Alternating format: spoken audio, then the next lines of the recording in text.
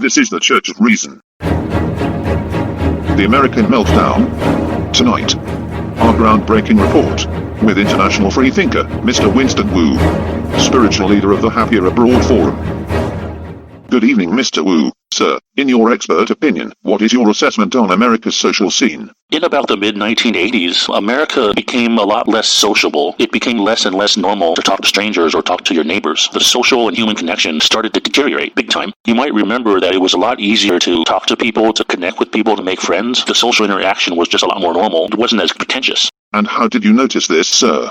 You can see from the films of that era that people were just more natural and down to earth. If you watch the movies or TV shows of the 1970s, you can see that. And if you talk to people that were around back then, they'll tell you that it was a lot easier to make friends. I mean, it wasn't complicated. It was just simple and natural. In many countries, it is easy to talk to strangers. Some countries, but just not America, especially not on the West Coast, like in California or the Seattle area. Most people lack the courage to denounce this. You gotta ask people that are free thinkers, that are not afraid to be brutally honest and upfront and just tell it like it is. You shouldn't ask people that are trying to be trendy and conform to trends or political correctness. Those type of people will never admit the truth because they only will say whatever is trendy and popular and cool. Those people are just a waste of time. Those aren't truth seekers and they're not that honest. Those aren't the people that I would suggest you ask about this kind of thing because they're just going to deny it. So you got to ask somebody who's very honest and blunt and loves the truth, is somewhat of a free thinker and not afraid to tell it like it is. A spade is a spade. Now, Mr. Wu, this undesirable phenomena is not spread evenly across the states, is it? Some places are friendlier than others where people will still make small talk with you, especially like in small towns or rural areas. Once you get out of the big city, people are more interested in making eye contact and making small talk and more relaxed. You'll notice that within America, but especially abroad, you'll notice that in most foreign countries, as long as you avoid Northeast Asia, though. Describe Northeast Asia for our less literate audience. Countries like Hong Kong, Japan, Taiwan, Korea, Singapore.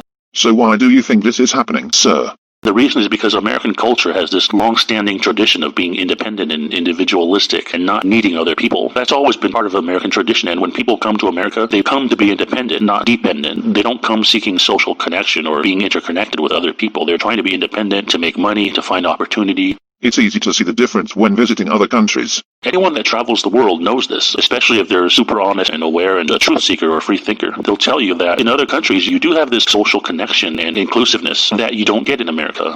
Are you suggesting that America was always like this? What I'm saying is even when America was more inclusive than it was today, like before the early 1980s, it still was never as sociable as, say, Europe. But when was the actual turning point, Mr. Wu? Some people think the turning point when Americans became less sociable and open was maybe 1990, or some even say 1995. People don't all have the same opinion about when this big transition occurred, but I would say it's around the range of between 1985 and 1990. What were the first symptoms you detected?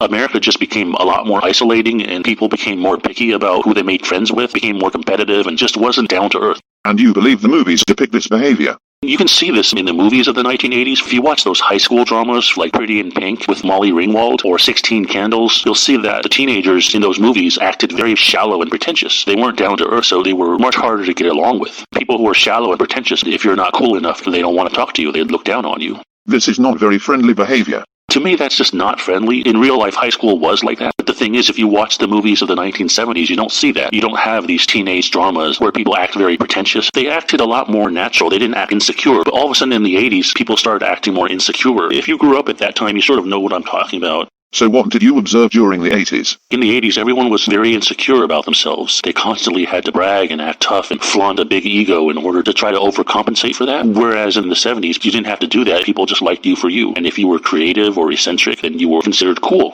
What about nerds? Even if you were a nerd, you were considered cool. There wasn't a negative stigma toward being nerdy or watching Star Trek. That negative stigma about being a nerd or a geek really started in the 1980s, along with the pretentiousness, the shallowness, and the insecurity that nobody likes you for you, so you've got to try to act tough and have a big ego. Describe this tough talk, sir. At some point, if you grew up in America, you will have heard someone give you this tough talk speech like, this is a cold, cruel world. Nobody's going to take care of you except you. You've got to rely on yourself. No one cares about you. You're all you've got. You've got to rely on yourself because no one's going to take care of you. Especially if you grew up in New York or California, you're going to hear that kind of tough talk. Is this common to see in other countries? That kind of talk is not common in other countries. You don't usually hear that. That's really an American thing. Though America usually sets the example to follow.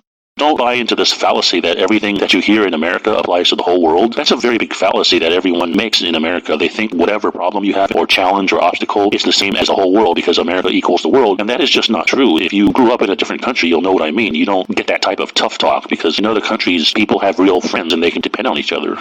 And what about this new age movement? It sounds quite absurd. In America, you also have this concept where, oh, you gotta love yourself because, it's like no one's gonna really love you, so you gotta love yourself first. Masturbation? That's total nonsense. It doesn't make any sense because to love someone, there has to be a second person. You can't just love yourself. That's like trying to kiss yourself. The Eastern spirituality teacher, Alan Watts, even said that. He's one of the few people that agree with me. You can't love yourself because it's like trying to kiss yourself. There has to be another person. Sounds depressing, actually. Everyone that's grown up in America, especially in the big city, has heard all that tough talk.